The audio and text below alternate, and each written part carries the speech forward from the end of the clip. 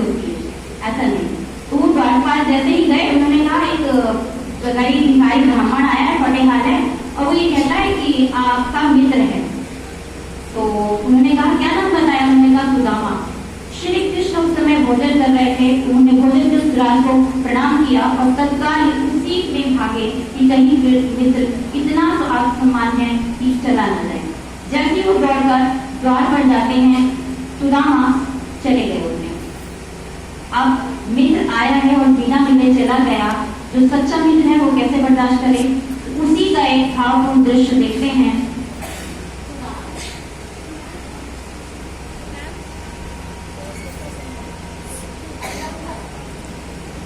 अगला उदाहरण,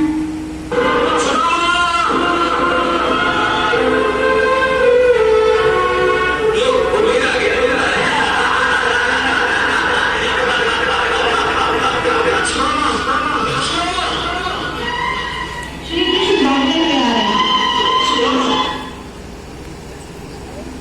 सुदामा पलट कर देखते हैं तो श्री कृष्ण उनके सामने खड़े होते हैं और वो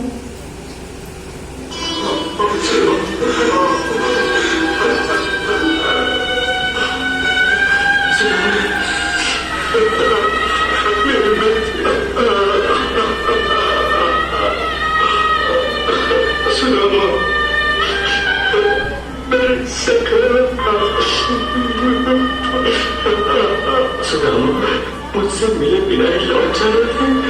तुम बहुत देर जमा कराती थी, आने में तो बहुत देर तुमने लगा दी थी। सुदामा, कितने वर्षों बाद याद किया है मुझे।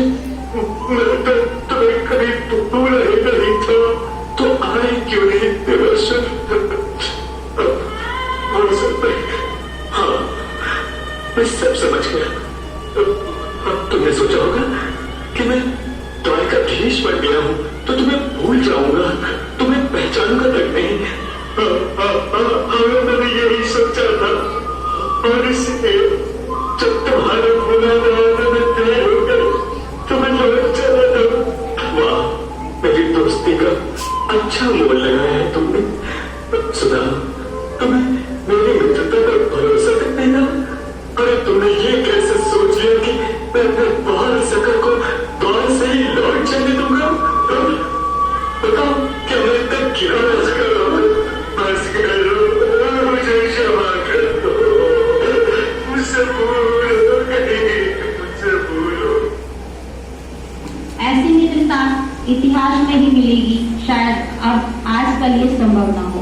बच्चों, हमेशा याद रखें कि हमेशा ऐसे मित्र का चुनाव करें जो आपको सत्य और असत्य के बीच भेद बता सके, जो आपको सही की पहचान कराकर प्रकाश की ओर ले जाए और आपको अपनी मित्रता से आपके गुणों में वृद्धि करे।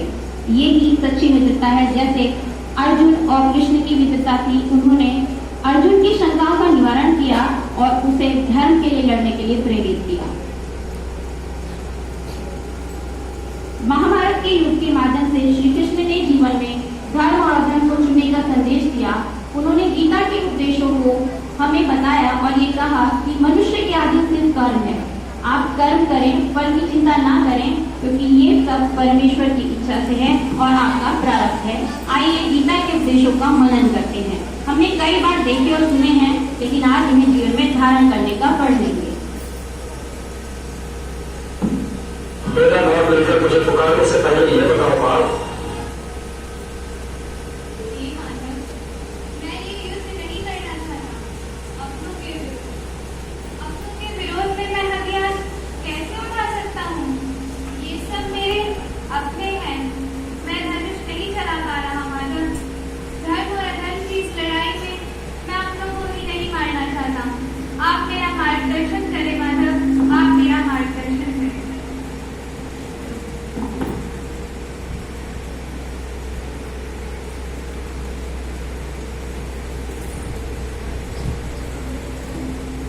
मेरा नाम लेकर मुझे पुकारने से पहले ये बताओ आप, ये समय जब विनाश के बादल चारों ओर से उभर आए हैं और धर्म रक्षा और विजय की आस लिए तुम्हारी होकर रहा है, इस संकट की घड़ी में तुमने कायरता के नील भावों को अपने हृदय में आने कैसे किया?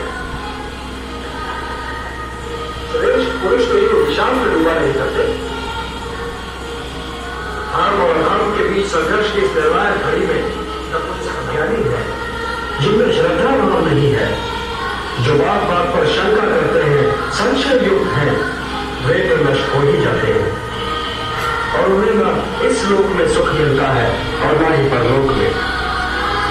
इसलिए वे भारत संशय को त्याग लो और तुम्हारे भीतर से दूर करना है उसे जगाओ। ज्ञान योगी बनो पाप, ज्ञान योगी बनो और समझ लो कि ज्ञान की चरम सीमा ही कर्म है। क्योंकि कर्म यज्ञ और इसका स्रोत स्वयं अविनाशी ब्रह्मा है। इसलिए कर्म का मार्ग सीधा ब्रह्मा तक जाता है और जो व्यक्ति सृष्टि चक्र चलाने में योगदान नहीं करता उसका जीवन मूल्यहीन हो जाता है। जो व्यक्ति केवल अपनी समस्याओं के विषय में सोचता है वो तो पापी है। इसलिए तुम इस मोह जाल से निकलकर अपने कर्तव्य को पहचानो पार और उनका पार जन्म लेगा तो उसकी मृत्यु तो निश्चित है। तो निश्चित है शोक क्यों?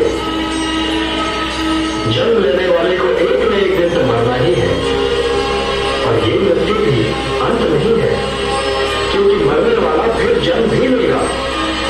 ये तो एक अटल सत्य है पाप और इस अटल सत्य को कोई टाल भी नहीं सकता। न तुम न मैं न कोई और। पुत्र भीष्म के पास करो इच्छा मृत्यु का वरदान है, किंतु मृत्यु को फिर भी अटल है, कर्तव्य है कि वो अपना पतन न होने और स्वयं भी अपना उद्धार करे।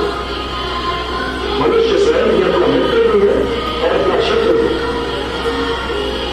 उसने अपने अहम, अपने मन और अपने इंद्रियों को अपने वश में कर लिया हो, वो स्वयं भी अपना मित्र है। जो उनके वश में हो गया बात वो स्वयं भी अपना शत्रु है। जो शिव काल देश काल सुख और दुख मान और अपमान और शान रहे और संतुलन रहे, वो जितेंद्र सदैव परमात्मा में ही रहेगा।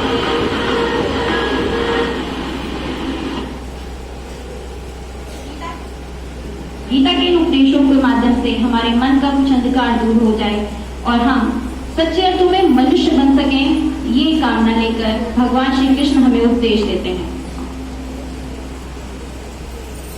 और अर्जुन उन उपदेशों से प्रभावित हो जाते हैं और श्री कृष्ण से कहते हैं, जैसी आपकी आज्ञा माता, अब मैं अपना एक विषय व्यर्थ नहीं जाने दूंगा। धर्म और अधर्म की इस लड़ाई में मैं धर्म के लिए अवश्य ही लड़ूंगा।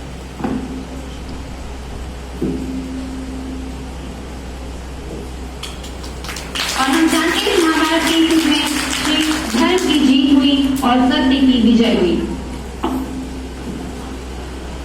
अब श्री कृष्ण के उपदेशों को सुनकर, व्रत देखकर जो देवता हैं उनका मन किया कि पृथ्वी पर आ जाए और पृथ्वी पर स्वर्ग की अप्सराएं नारियों का वेश रखकर श्री कृष्ण के लिए माखन बनाने में किस तरह से उद्यत हुई।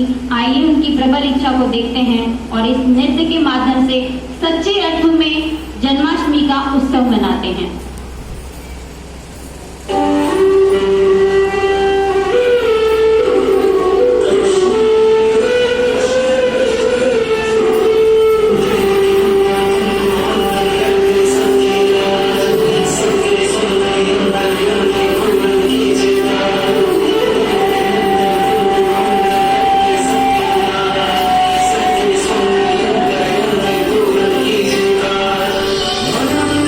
सजीव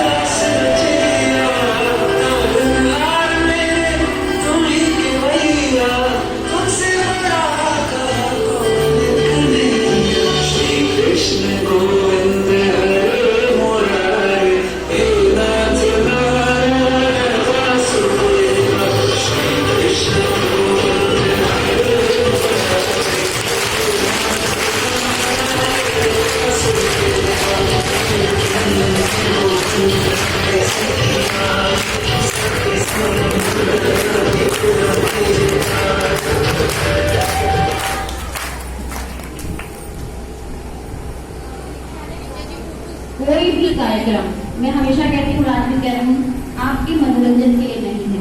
इस एक्ट के माध्यम से हमने कृष्ण जन्माष्टमी को एक नए दृष्टिकोण से पेश करने की कोशिश मात्र की है और हम इस कोशिश में कितना सफल हुए या ये अंत है इस कार्यक्रम की या एक नए युग की शुरुआत, इसका निर्णय हम आप पर छोड़ते हैं। और हम इस एक्ट के माध्यम से बस इतना ही कहना चाहते हैं कि हमारी ये नन्ही सी प्यारी जनरेशन जो कि अखंड भारत की नींव है, इसमें यदि हम श्री कृष्ण के उपदेशों को शामिल करें तो सच्चे अर्थों में हम भारत के विश्व गुरु बन सकते हैं। यदि हम कृष्ण को ही गुरु मानकर भारत की बातों श्री कृष्ण को सौंपें। इन्हीं बातों के साथ मैं अपनी वाणी को विराम देती हूँ।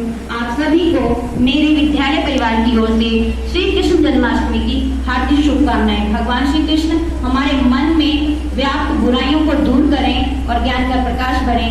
जय श्री कृष्ण। भगवान श्री कृष्ण की विशेष काल गुरु।